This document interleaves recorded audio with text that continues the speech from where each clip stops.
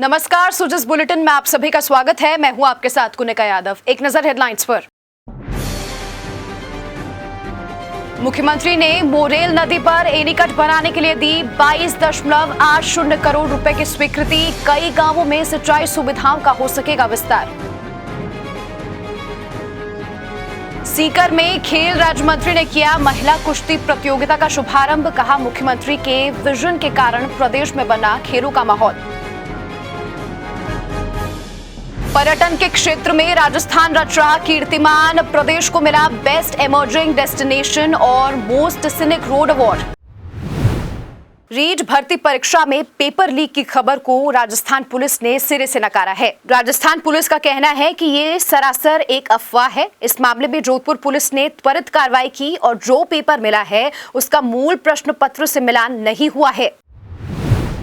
मुख्यमंत्री श्री अशोक गहलोत ने दौसा जिले की लालसोट तहसील के समेल गांव में मोरेल नदी पर एनीकट बनाने के लिए 22.80 करोड़ रुपए की वित्तीय स्वीकृति प्रदान की है।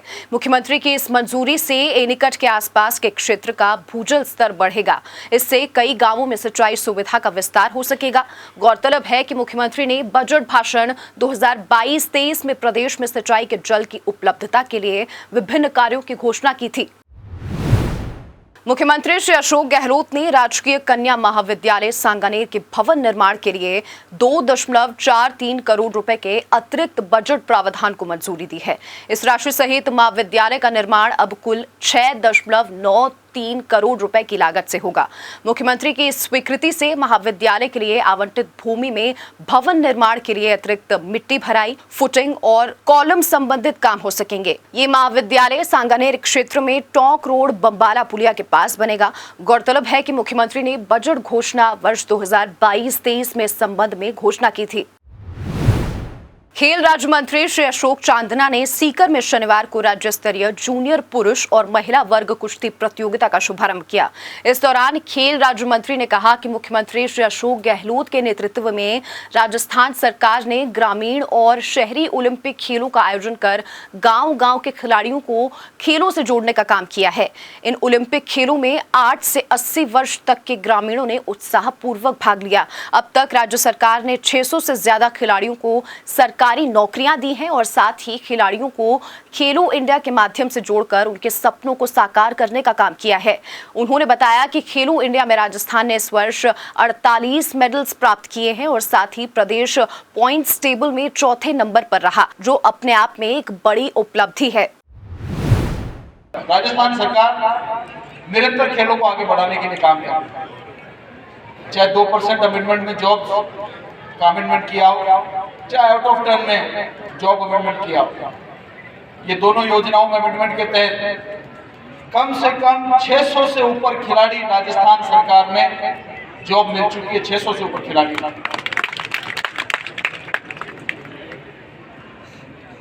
और स्टेट गेम्स, ग्रामीण ओलंपिक कराकर खेलों का वातावरण गांव-गांव में पूरी दुनिया में आप देखिए, चाहे ओलंपिक्स होता है, चाहे एशियन गेम्स होते हैं, पूरी दुनिया में खेलों को बहुत बड़ा दर्जा दिया जाता है। हमारे यहाँ पर आज से 10-20 साल पहले तक खेलों का दर्जा दूसरा था।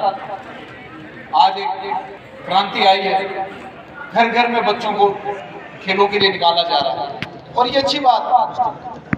खेलों से यदि आप सुपरस्टार खिलाड़ी नहीं बनेंगे, यदि आपकी सरकारी जॉब भी नहीं लगेगी, तो आप एक फिट इंसान तो बनेंगे।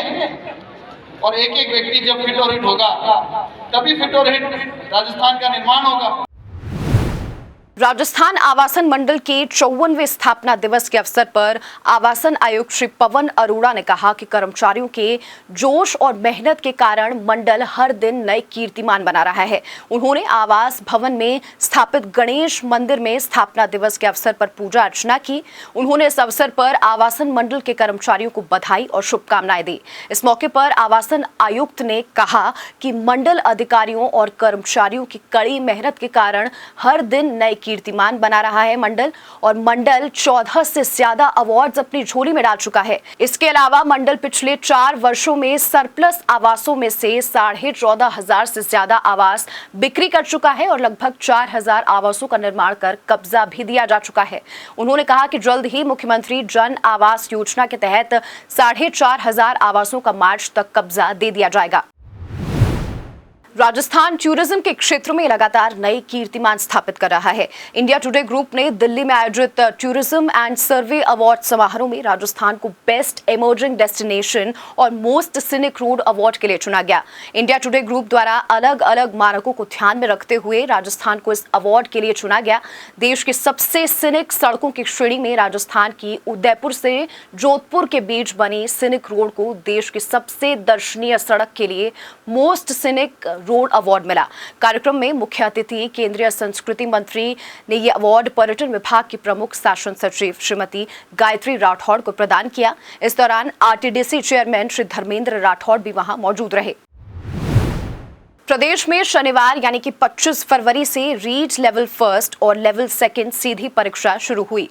ये परीक्षा 25 फरवरी से 1 मार्च तक चलेगी। इस परीक्षा का आयोजन 9 पारियों में किया जाएगा। प्रथम पारी की परीक्षा का आयोजन सुबह 9:30 से 12 बजे तक होगा और दूसरी पारी की परीक्षा का आयोजन दोपहर 3 बजे से शाम 5:30 बजे तक किया जाएगा।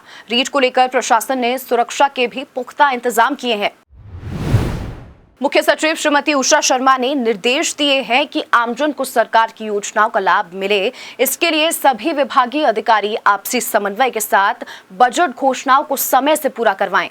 बैठक के दौरान मुख्य सचिव ने राज्य में कानून व्यवस्था की समीक्षा करते हुए जिला कलेक्टर्स और पुलिस अधिकारियों को निर्देश दिए कि त्योहार को देखते हुए आने वाले कई महीने कानून व्यवस्था की दृष्टि से महत्वपूर्ण हैं, इसलिए शांति बनाए रखने के लिए मुस्तैदी के साथ काम करें। सांप्रदायिक घटनाओं को रोकने के लिए वांछित अपराधियों को पकड़ने की कार्रवाई में तेजी लाएं। इसके अलावा उन सोशल मीडिया हैंडल्स पर भी कार्रवाई की जाए जो अपराधियों का महिमा मंडल करते हैं। मुख्यमंत्री बाल गोपाल योजना से बच्चों को काफी फायदा हो रहा है। इस योजना के तहत सरकारी स्कूलों में पढ़ने वाले कक्षा 1 से 8 तक के बच्चों को सप्ताह में 2 दिन पौष्टिक दूध दिया जा रहा है। राज्य सरकार की इस पहल से बच्चों में कुपोषण की समस्या कम हो रही है। इससे उनका शारीरिक और मानसिक विकास भी हो रहा है। प्रदेश के सतीपुरा क्षेत्र में पोटाश के संभावित डिपॉजिट्स के लिए G2 स्तर का एक्सप्लोरेशन होगा।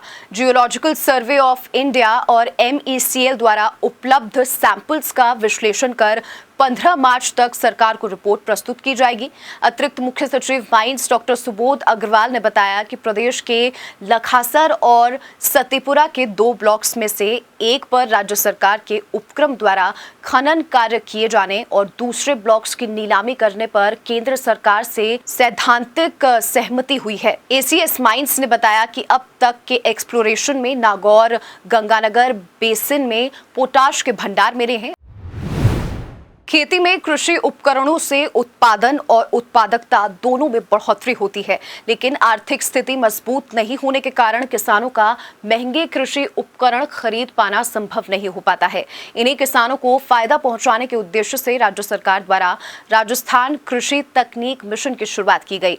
इसके तहत कृषि यंत्रों की खरीद पर किसानों को अनुदान दिया जा रहा है, जिससे किसानों पर आर्थिक भार नहीं पड़ेगा और कृषि का काम आसान हो जाएगा। साथ ही फसल के उत्पादन में बढ़ोतरी होने से उनकी आय में भी इजाफा होगा। आपको बता दें कि राजस्थान कृषि तकनीक मिशन के तहत पिछले 4 वर्षों में 43,396 किसानों को कृषि यंत्रों की खरीद पर 91 करोड़ 44 लाख रुपए का अनुदान देकर लाभान्वित किया जा चुका है।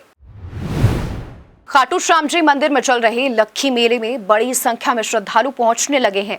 मेले में भीड़ को देखते हुए विशेष योग्यजन न्यायालय आयुक्त ने लक्खी मेले में आने वाले विशेष योग्यजनों को हर प्रकार की सहायता और सुविधा उपलब्ध कराने के निर्देश दिए हैं। उन्होंने जिला कलेक्टर, पुलिस अधीक्षक और मंदिर समिति को निर्देशित किया है कि वो विशेष योग्यजन श्रद्धालुओं को मंदिर तक पहुंचाने और दर्शन करने में सहायता उपलब्ध कराने के साथ साथ उनकी सुरक्षा और समस्या निवारण के लिए विशेष व्यवस्थाएं करें।